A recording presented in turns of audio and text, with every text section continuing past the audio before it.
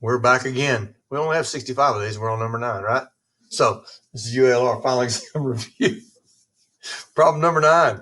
Determine whether the function is even, odd, or neither, then describe the symmetry. You may or may not remember, but an even function is symmetric about the y-axis. An odd function is symmetric about the origin, which means it's a reflection across the x and the y-axis.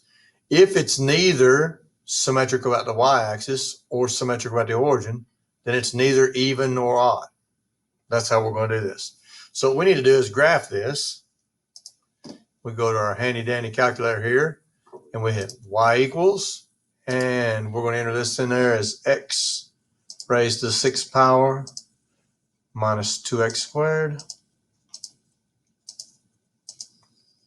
and plus 5. Then we're going to tell the graph.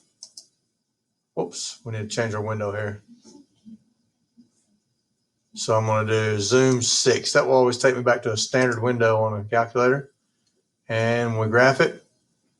When you look at this, the symmetry, well, that didn't blow up the calculator really.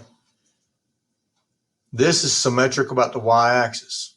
If we want to see the table, we should see the same y values for x and negative x if it's going to be symmetric about the y-axis. So let's go scroll up a little bit here and look at some numbers. You see where 0 is 5, -1, when x is -1, y is 4, but when x is 1, y is 4. When x is -2, y is 61. When x is 2, y is 61.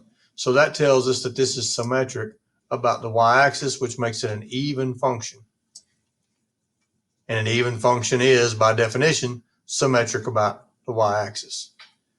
The way they word this is not the way I taught you, but when it says x equals y symmetry, that means it's symmetric about the line x equals y. When it's symmetric about the y-axis, they're calling it y-axis symmetry, so on and so forth. So this is an even function. It's symmetric about the y-axis.